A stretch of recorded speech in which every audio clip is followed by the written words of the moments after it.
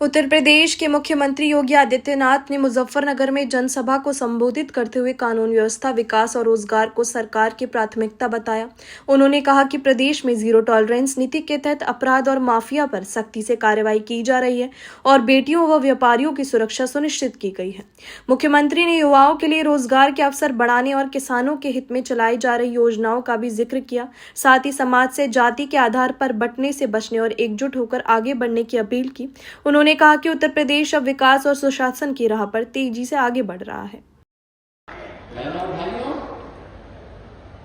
क्या शानदार गुड़! मुजफ्फरनगर का गुड़ कोई देख ले तो उसके मुंह से लाल टपकने लग जाएगा।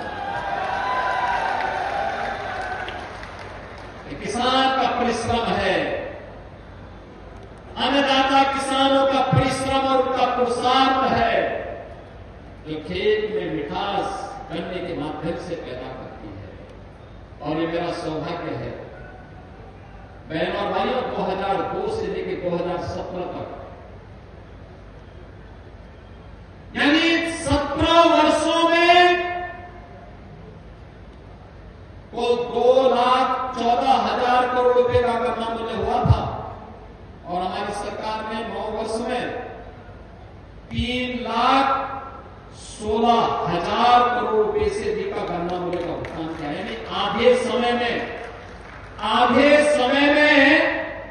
1,02,000 करोड़ रुपए अतिरिक्त पैसा दिया है। आज 122 चीनी मिलें चल रही है, कोरोना के लिए हमने पैसा दे दिया है, बागपत की चीनी मिल के लिए पैसा दे दिया। ये कार्य इसलिए ये चीनी मिलें अब शुगर कॉम्प्लेक्स की तरफ है। आज इसी का परिणाम है, आप सभी अन्नदाता किसानों के परिश्रम का परिणाम है, आपके पुरुषार्थ का परिणाम है। उत्तर प्रदेश आज देश का 55% गन्ना उत्पादन कर रहा है। देश के अंदर इथेनॉल उत्पादन का, इथेनॉल पेट्रोल और डीजल का काम करने वाला है। आप करना, अभी तो इसमें 20% तक टेंडिंग करने की व्यवस्था की है और बढ़ेगा। आप देखना, इसकी डिमांड होगी, यह भी हमारा अन्नदाता किसान दे रहा है। पहले 41 करोड़ लीटर पैदा होता था, अब लगभग 200 करोड़ लीटर अब यहां पे इथेनॉल का उत्पादन हो रहा है यूपी में। और ये तब हुआ है जब खर्ची और पर्ची पूरी तरह बैन की गई। आपने देखा होगा ना, क्या होता था पहले, गन्ना पर्ची के नाम पे किसान को पैसे मिलते थे, अब ये सब ऑनलाइन करते। मोदी जी की प्रेरणा, टेक्नोलॉजी का उपयोग करो। अब अन्नदाता किसान को कोई चीट नहीं कर सकता। 122 चीनी मिलें, पहली चीनी मिलें बंद होती थी, अब बंद नहीं हो रही, अब चीनी मिलें नई लग रही है, शुगर कॉम्प्लेक्स बन रहे हैं, फाइन शुगर बन रही है, इथेनॉल प्लांट लग रहे हैं, डिस्टलरीज लग रही हैं, उसकी क्षमता का विस्तार हो रहा है, कोजन प्लांट लग रहे हैं, विद्युत उत्पादन भी चीनी मिलों से आगे बढ़ रहा है। बहनों और भाइयों, ये प्रयास करने से होता है। सुरक्षा का बेहतर वातावरण, गन्ना किसान हो या अन्नदाता किसान, हमारे अन्नदाता किसानों ने मांग की कि डायरेक्ट ट्यूबवेल को बिजली फ्री दीजिए। 16 लाख ट्यूबवेल थे, सभी लोग विरोध कर रहे थे। हमने कहा अन्नदाता किसान खुशहाल होगा तो देश खुशहाल हो जाएगा और उसको 16 लाख ट्यूबवेल की बिजली बिल सरकार देगी, अन्नदाता किसान नहीं देगा। हमने देना प्रारंभ कर दिया। लगातार काम हो रहा है। ये सब कुछ के बावजूद मैं आप सबसे अपील करूंगा, ये जो सुखद वातावरण है, ये सुखद वातावरण समृद्धि की दिशा में आगे बढ़े। प्रधानमंत्री मोदी जी के विजन के अनुरूप विकसित भारत और आत्मनिर्भर भारत की संकल्पना को पूरा करने के लिए जो उन्होंने संकल्प लिया है, भारतवासियों के संकल्प के साथ जोड़ा है, उस संकल्प के साथ जोड़ने के लिए आवश्यक है कि हर भारतवासी उसमें प्रयास है, हर स्तर पर प्रयास होना चाहिए और आधी आबादी को भी इसमें स्थान मिलना चाहिए। 16, 17, 18 करोड़। मैं धन्यवाद दूंगा राष्ट्रीय लोकदल के अध्यक्ष और केंद्रीय मंत्री माननीय जयंत जी को, जिन्होंने नारी शक्ति बंधन अधिनियम यहां पर उन्होंने उसका पहले भी समर्थन किया था और आज फिर मैंने कहा कि पारित होना चाहिए। मैं आप सभी से भी करूंगा, जितनी भी यहां पर महिला प्रधान है, क्या कर रहे हैं, क्षेत्र पंचायत समिति के सदस्य हैं, प्रमुख हैं, जिला पंचायत के अध्यक्षगण हैं, जितने भी महिला प्रतिनिधि चेयरमैन के रूप में हैं, उन सबसे कहूंगा वे अपने प्रस्ताव पारित करके सभी दलीय नेताओं को भेजें और सबसे अपील करें, आधी आबादी को अब प्रतिनिधित्व देने का समय आ गया है और उसको 33% सीट बढ़ाने के बारे में जो प्रस्ताव आ रहा है, ये आज की आवश्यकता है और उस आवश्यकता के अनुरूप उस दिशा में आगे बढ़ने की दिशा में जो प्रयास प्रारंभ हुए हैं, बहनों और भाइयों, उस प्रयास पर हम सबका मजबूती के साथ सहयोग होना चाहिए, उसका मजबूती से सहयोग होना चाहिए। इसमें किसी का हक भी नहीं दिया जा रहा, ये तो नई सीट्स बनेंगी, उसमें चिंतित होने की आवश्यकता नहीं कपिल देव जी को। क्योंकि पुरुष की सीट तो पुरुष की सीट रहनी है और महिलाओं के लिए नई सीट खड़ी होती है।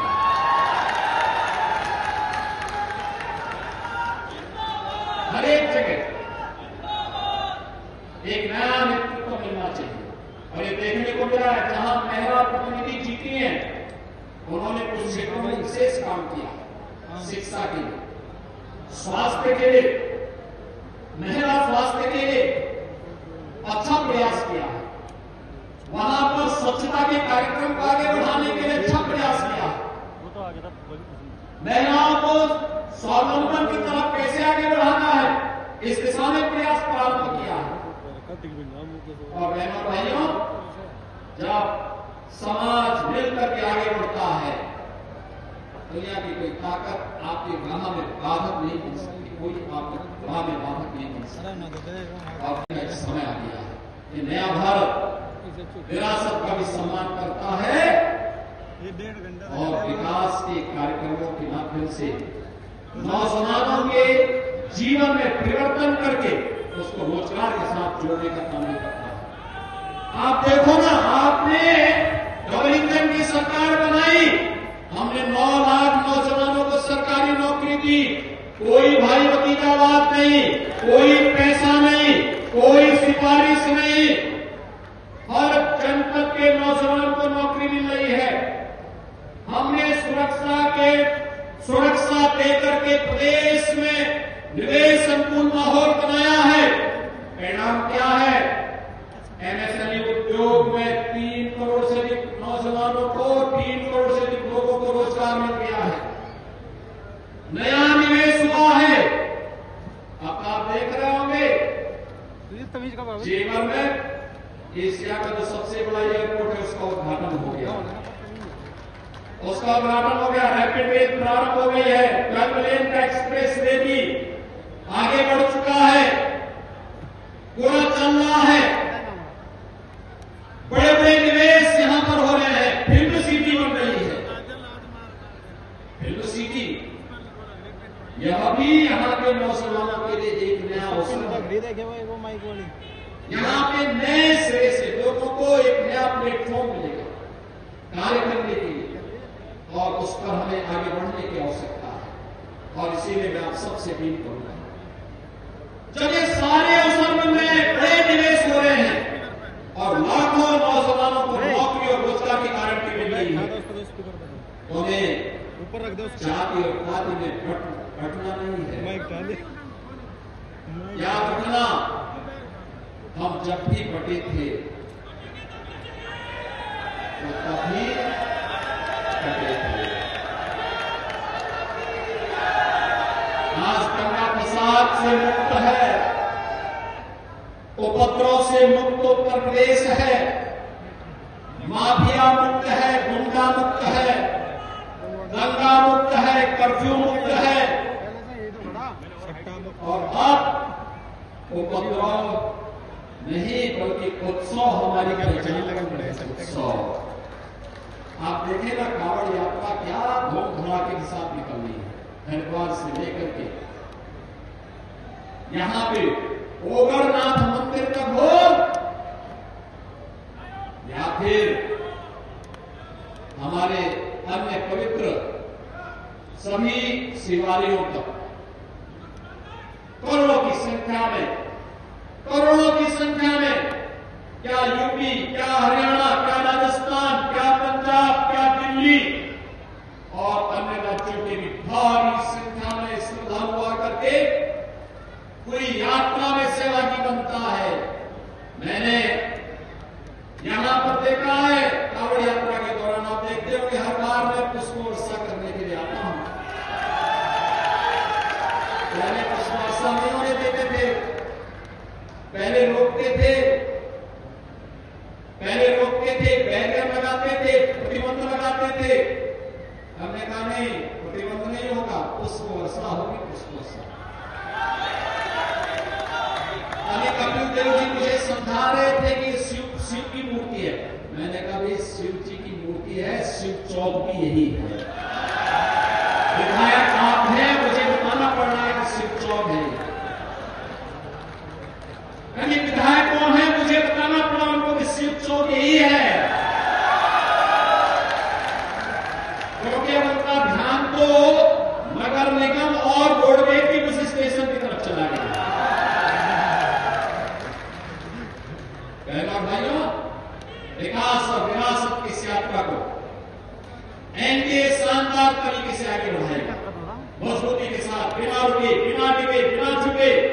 हर बेटी को सुरक्षा देंगे, हर व्यापारी को सुरक्षा देंगे, हर नौजवान के काम को हाथ देंगे तो हाथ को काम देंगे, और हर अन्नदाता किसान के खेत को पानी देने के संकल्प के साथ उसकी उपज का अच्छा दाम उसे मिले, ये सरकार की गारंटी है। सरकार उसको पूरी तरह निभाने का काम करेगी। मैं उन सभी अन्नदाता किसानों को आश्वस्त करता हूं, अभी उनकी फसल, खड़ी फसल के समय अतिवृष्टि और ओलावृष्टि के कारण जो नुकसान हुआ है, मैंने आज सुबह की बैठक ली है।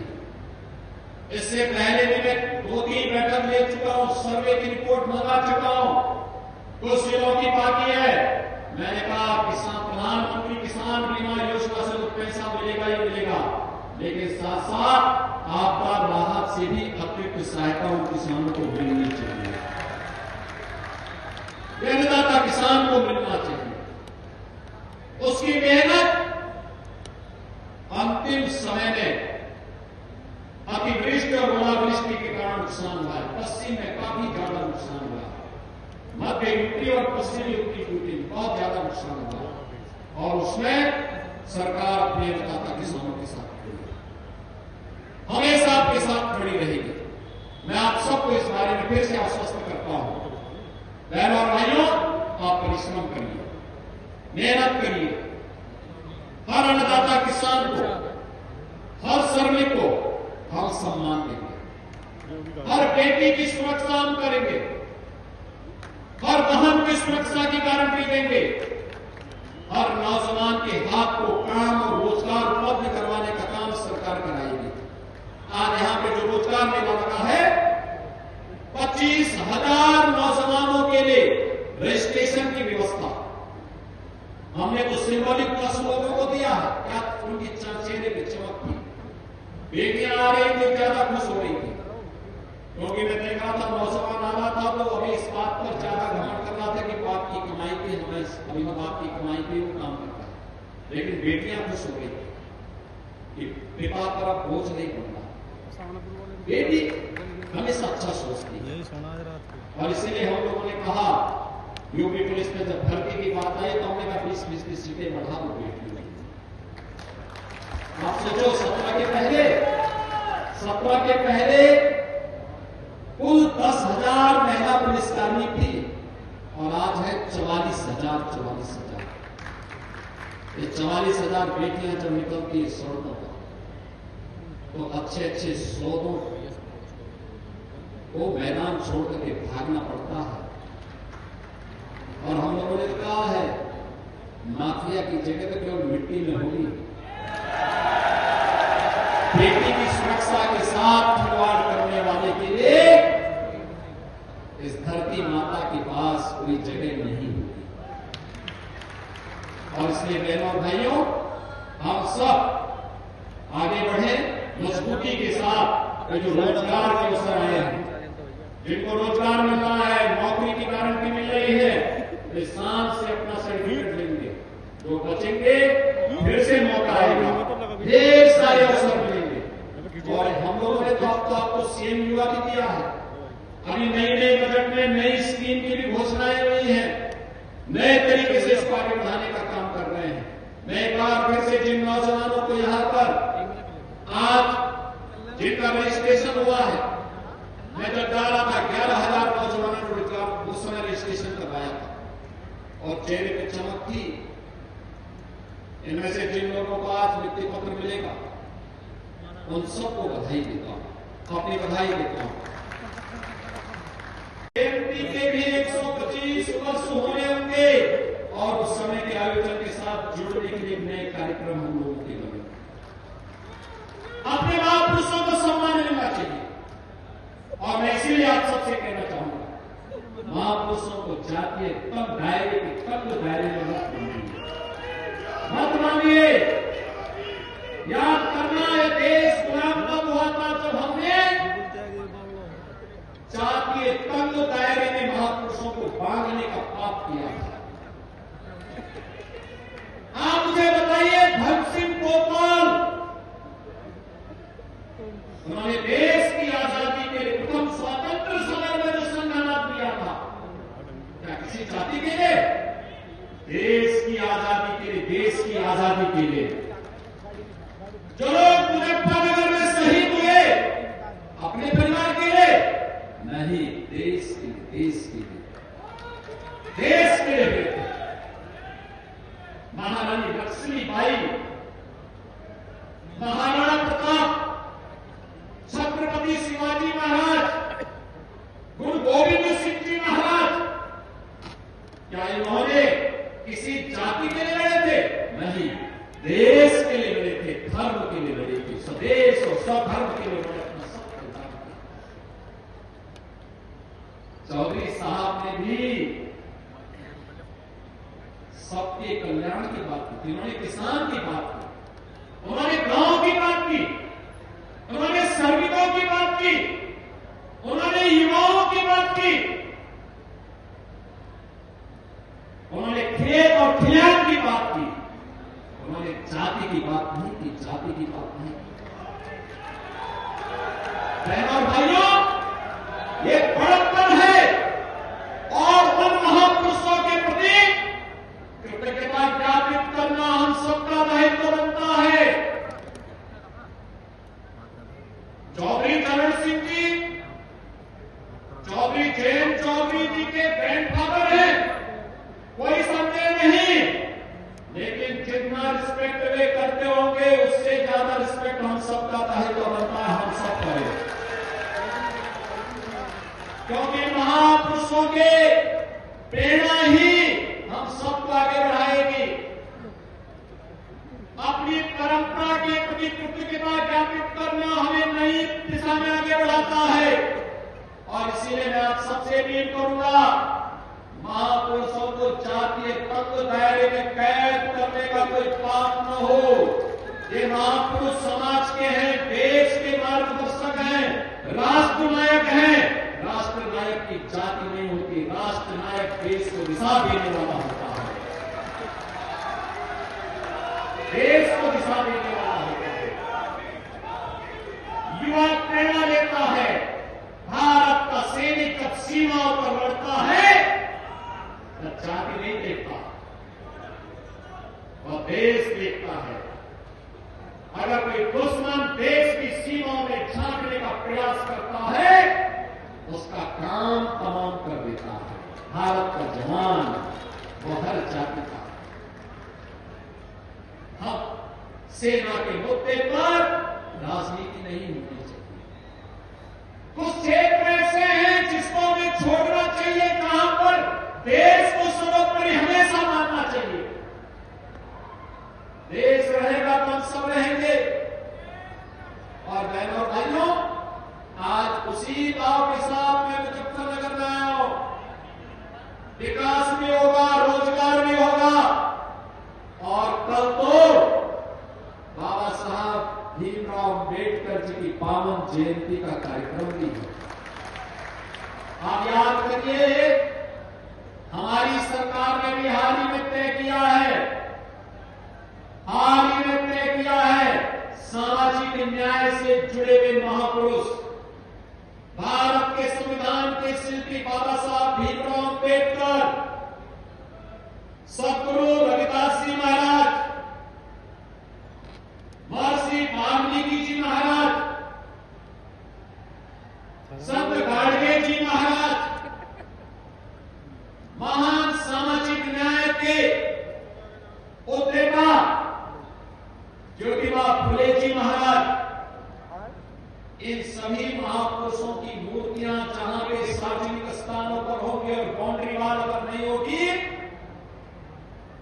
मूर्ति के ऊपर छत्र नहीं होगा, तो सरकार ने उसके लिए पैसा जारी किया है। सरकार उसको देगी, मूर्ति को सुरक्षित करके बाउंड्री वाल भी बनाएंगे और ऊपर से छत भी देंगे, ऊपर से छत भी देंगे। मार लात एक दो बार और बहन और भाइयों, महापुरुष सबके मार लात मारे। आप मुझे बताइए, जिस संविधान ने हमें ताकत दी है, सुनना, जिस संविधान ने हमें आगे बढ़ने की ताकत दी है, बाबा साहब भीमराव अम्बेडकर उसके प्रेरणा, उसके शिल्पी।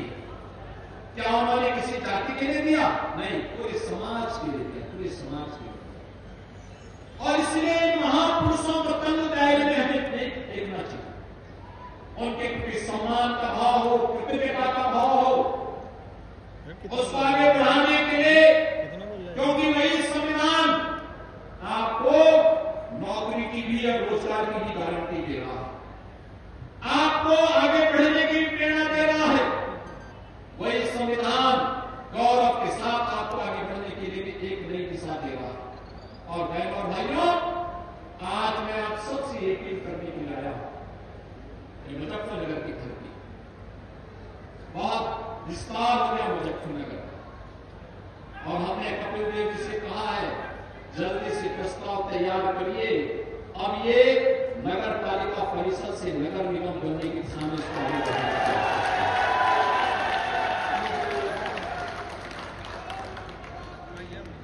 क्योंकि विकास अब आगे बढ़ना चाहिए, स्मार्ट सिटी बने यहाँ पर। यहाँ के गुड़ की मिठास में भी देखा था, कितना शानदार गुड़ बनाते हैं यहाँ के किसान।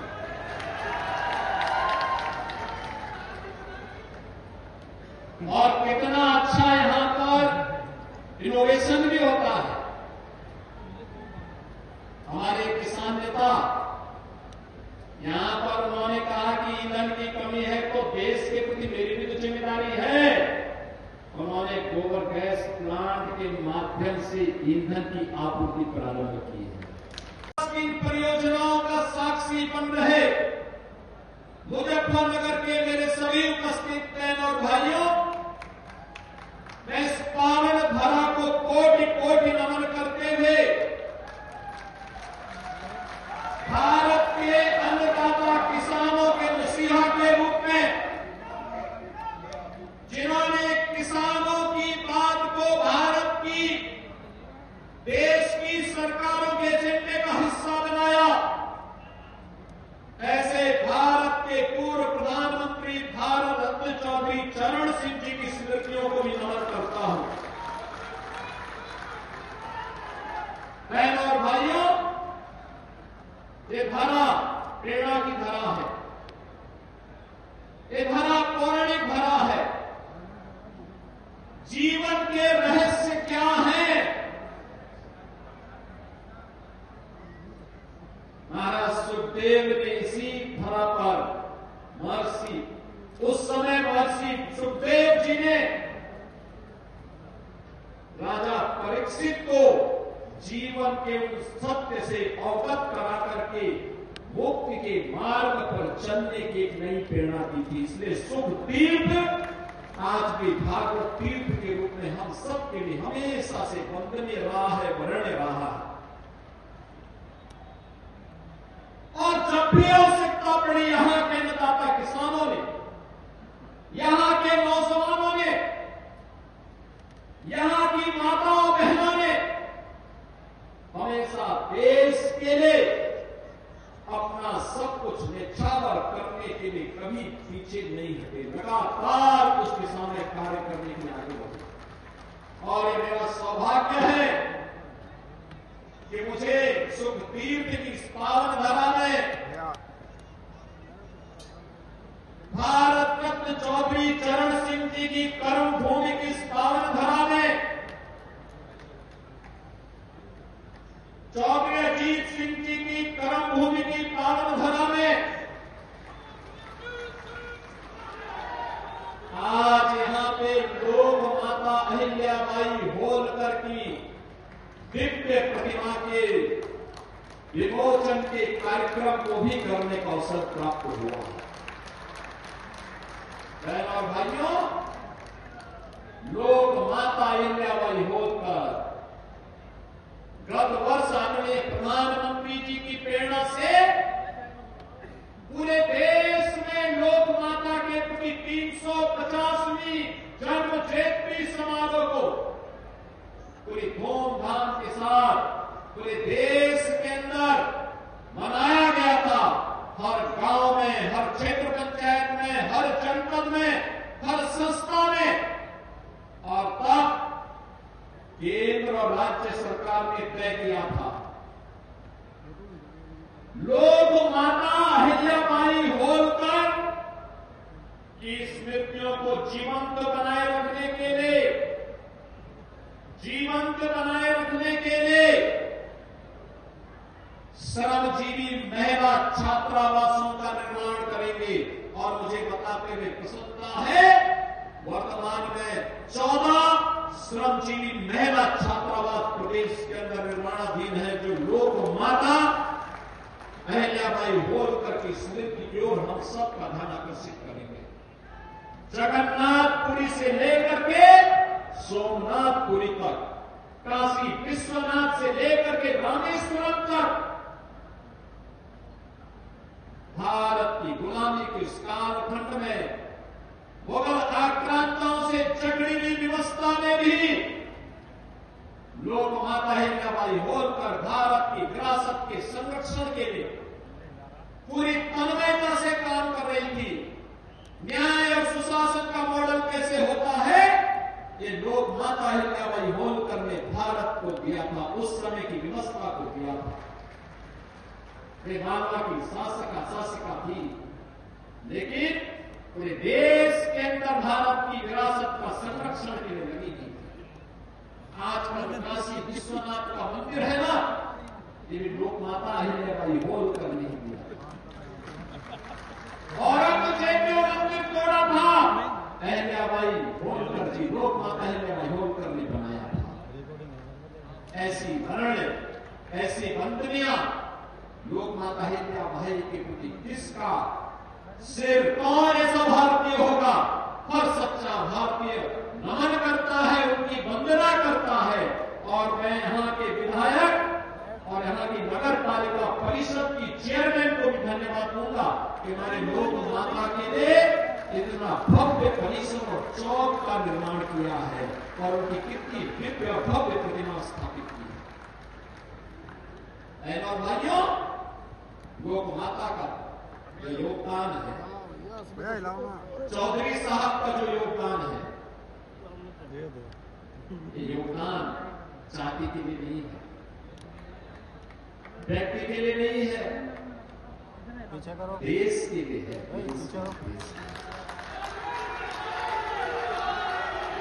उनके योगदान के कारण हम सब यहाँ हैं। अभी जब मैं यहाँ पे रोजगार मेले में मैं, जयंत जी, अनिल जी और कपिल देव जी वहां घूम रहे थे, के नौजवानों के चेहरे की चमक को देख रहा था और मुझे बहुत अच्छा लगता है जब नौजवान के चेहरे पर एक नया विश्वास झलकता है, क्योंकि भविष्य है। हमें अच्छा लगता है जब मैं अपने अन्नदाता किसानों को हंसते हुए देखता हूं। मुझे अच्छा लगता है जब हमारी बेटी और हमारी बहन सुरक्षित होती है।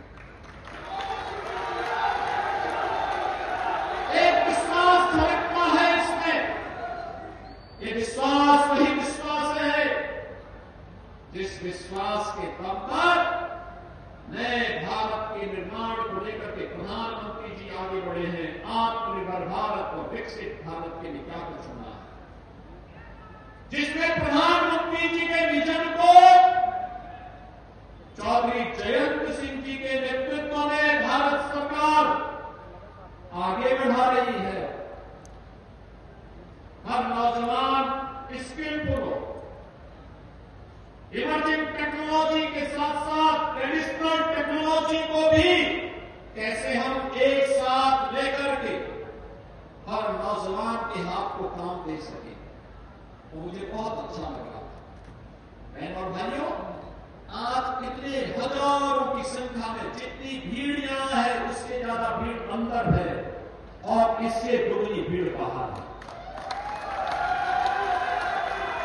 लोग माता अहिल्याबाई होलकर की मूर्ति के लोकार्पण कार्यक्रम के लिए जब हम लोग गए थे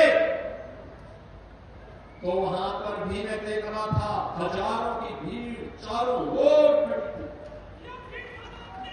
इतनी भीषण गर्मी और तब भी गर्मी की परवाह किए बगैर ये सब वहां थे। हम जो आज सुखद अनुभूति कर रहे हैं, सुरक्षित महसूस कर रहे हैं, मैं आपने पूछना चाहता हूं आप सबसे, क्या इस प्रकार की सुगंध की अनुभूति क्या कोई पाकिस्तान में कर पा रहा है? क्या कर पाएगा क्या? और ईरान में, दुबई में, कतर में, इराक में, यूरोप में भी नहीं, लेकिन प्रधानमंत्री मोदी जी के कारण हम सब सुरक्षित हैं। 145 करोड़ का भारत सुरक्षित है। ये नया भारत का ताकत है, नई भारत की ताकत है। अमेरिका में जो दुनिया की ताकत है, सुपर पावर है, एक गंभवार के साथ पेट्रोलियम पदार्थों का दाम 4 गुना बढ़ गया है। 4 गुना बढ़ गया है। पाकिस्तान में खाने के लिए मोहताज हो रहे हैं और उसको तो भूखों ही मरना है, उसकी बेटी ही मरनी है। दुनिया के तमाम देशों में महंगाई चरम पर है, लेकिन मोदी जी के कारण भारत में पेट्रोलियम पदार्थों का दाम भी नियंत्रित है और जो दादा है उसको स्मूथ करके लोगों तक पहुंचाने के लिए भी एक सेफ पैसेज दिया जा रहा है। भारत सरकार जनता को सुविधा मिले, प्रतिदिन 1 से 1.5 हजार करोड़ रुपए अतिरिक्त दे करके, लेकिन जनता जनार्दन को राहत मिले, इसके लिए कार्य कर रही है। तब हम लोग यहां पर इतने बड़े आयोजन के साक्षी बन पा रहे हैं, तब हम इस सुखद अनुभूति का एहसास कर पा रहे हैं, तब हम सुरक्षा का एहसास कर पा रहे हैं। और मैं इसीलिए कहना चाहूंगा, जब सुरक्षा का एहसास होता है कुछ लोग भयभीत होने लगते हैं। बंधु और भाइयों, मैं आप सबसे कहना चाहूंगा, सब हो या विषम, किसी भी परिस्थिति में व्यक्ति को विषम परिस्थितियों में धैर्य नहीं खोना चाहिए और जब अनुकूल वातावरण हो तब अनुशासन भी नहीं तोड़ना चाहिए। अनुशासन भी नहीं तोड़ना चाहिए। जो व्यक्ति इसका पालन करता है उसका भविष्य उज्जवल होता है।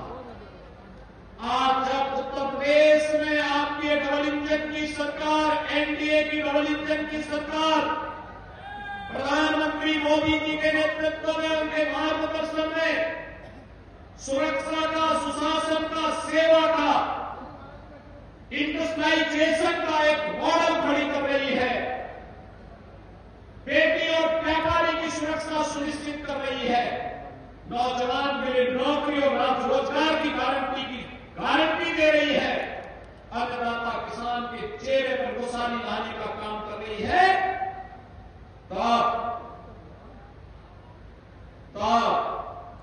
जब यह सब कुछ हो रहा है, कुछ लोग उस शांति को समृद्धि की ओर बढ़ने से रोकने के लिए अशांति पैदा करने के लिए षड्यंत्र कर रहे हैं। मैं अपील करूंगा सभी औद्योगिक इकाइयों में कार्यरत कार्मिकों से और औद्योगिक इकाइयों में कार्यरत श्रमिकों से भी, याद करिए कि डबल इंजन की सरकार आपके साथ कैसे खड़ी होती है। कोरोना कालखंड में आपने देखा होगा, जब कोरोना की प्रभाव के बगैर हमारी सरकार ने कार्मिकों को सबको लिए अपनी गाड़ियां उपलब्ध करवाई, उनको क्वारंटीन सेंटर में रखवाने की व्यवस्था की, उनके लिए सभी प्रकार की फ्री सुविधा उपलब्ध करवा करके उनको उनके घरों तक पहुंचाने का काम किया। यह वही राज्य है जहां 2017 के पहले उद्योग तो नहीं लगता था, लेकिन जो उद्योग थे उसमें तालाबंदी जरूर होती थी।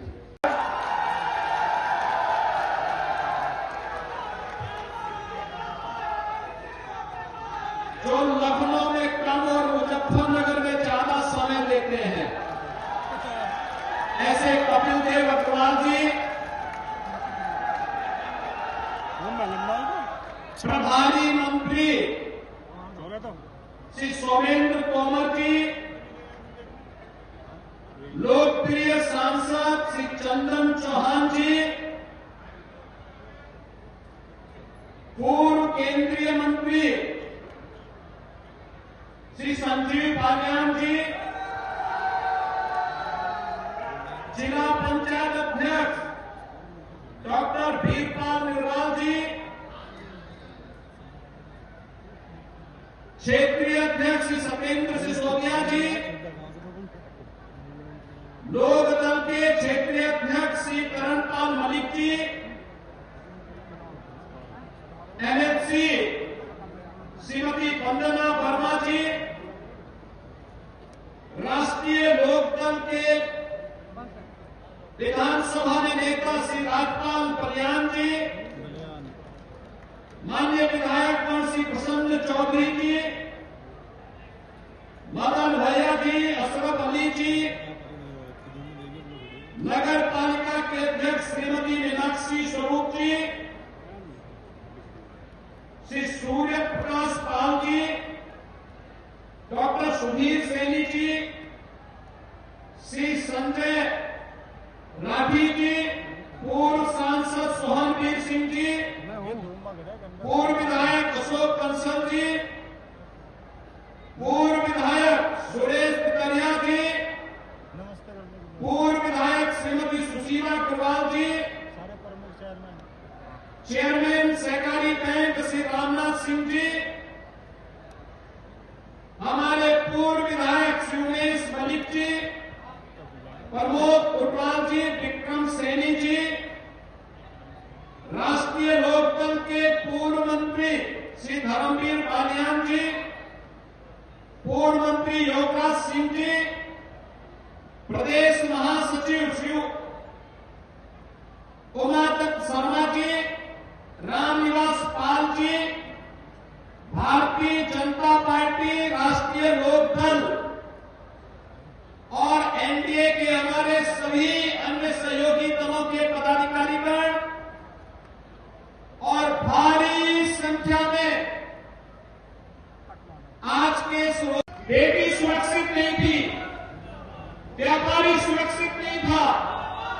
एक मुजफ्फरनगर हो, शामली हो, मेरठ हो, बुलंदशहर हो, गाजियाबाद हो या मुरादाबाद,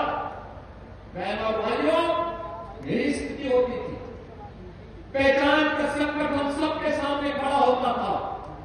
आज जब पहचान का संकट नहीं है, आज जब नौकरी और रोजगार मिल रही है, आप लोग पूछते ही नहीं थे। मुझे विश्वास, करीब 17 में जब हम लोग आए थे, उत्तर प्रदेश पुलिस में भर्ती करनी थी, कोर्ट का स्टे था।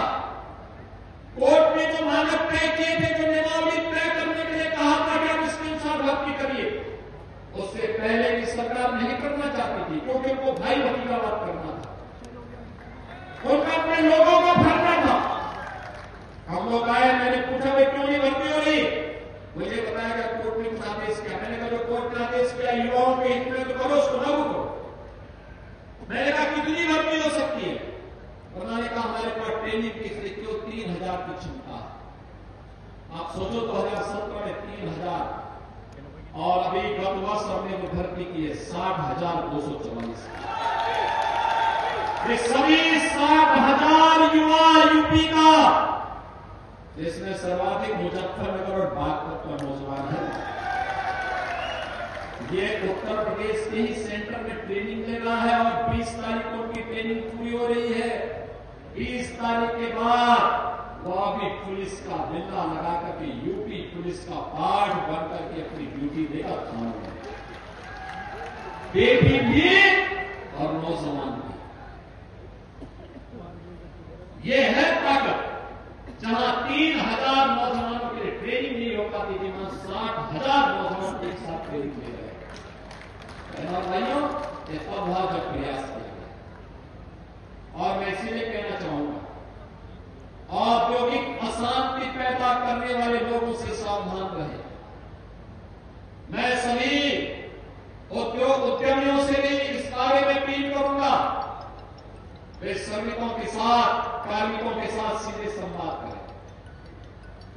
हमारी सरकार तो श्रमिकों के साथ में है, उद्यमी को सुरक्षा देगी और हर श्रमिक को संरक्षण भी देगी,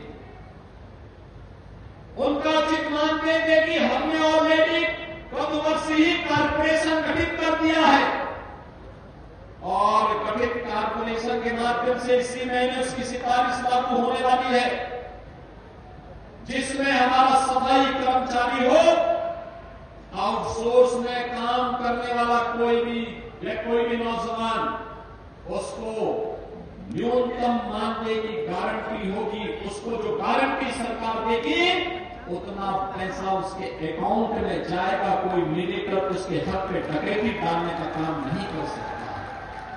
और जब इस दिशा में कार्य किया जा रहा है, ये कार्य हम लोग केवल सरकारी भवनों पर या सरकारी विभागों पर लागू नहीं करने जा रहे हैं।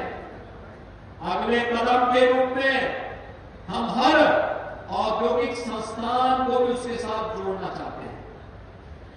हर श्रमिक को सामाजिक सुरक्षा देना चाहते हैं।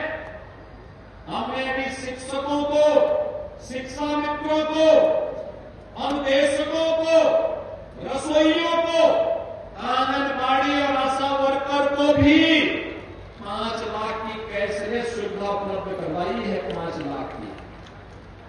और धीरे धीरे करके हम लोग बीमा कंपनियों से बात कर रहे हैं, कुछ उद्योग जगत दे, कुछ सरकार दे। क्या हर श्रमिक को हम स्वास्थ्य की सुविधा उपलब्ध करा सकते हैं जहां ईएसआई के हॉस्पिटल नहीं है?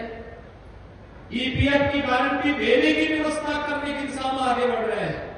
और इसके लिए हम लोगों ने प्रदेश के औद्योगिक विकास के आयुक्त को, जिसमें औद्योगिक विकास के एडिशनल चीफ सेक्रेटरी और प्रिंसिपल सेक्रेटरी लेबर को भी रखा है, उद्योग जगत के भी और श्रमिकों के प्रतिनिधियों को रखा है।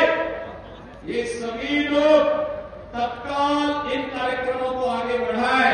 अच्छा मानदेय, अच्छा भुगतान और उसमें कोई कटौती न हो, यह भी सुनिश्चित करने के लिए कहा गया है।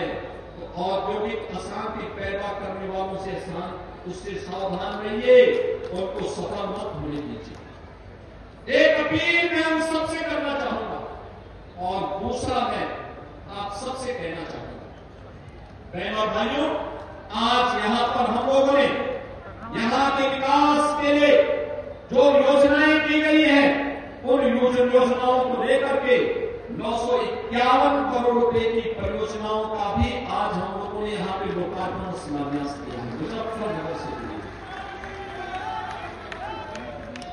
मुजफ्फरनगर की 951 करोड़ रुपए की लागत की परियोजना है।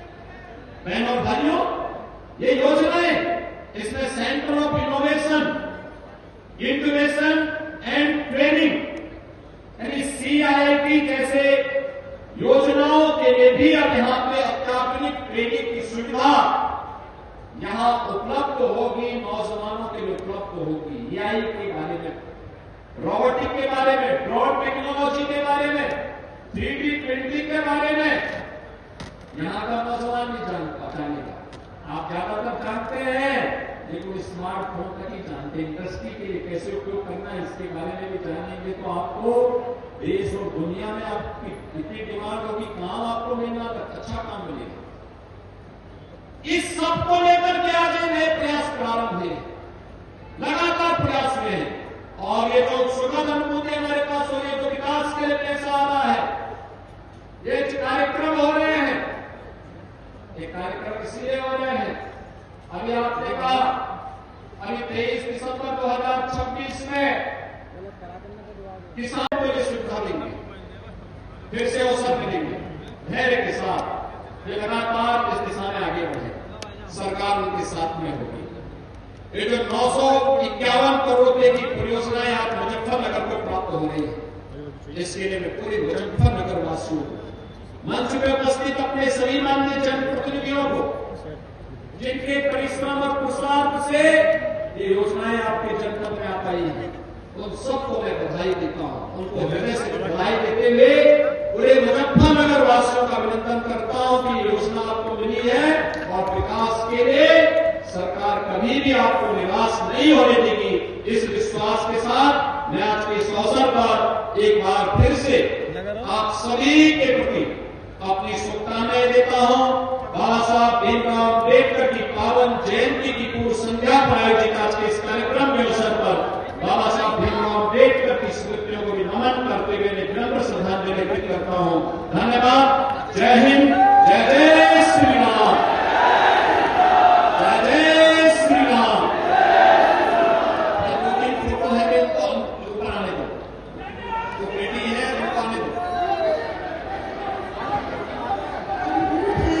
अपनी राय हमें कमेंट बॉक्स में ज़रूर दें।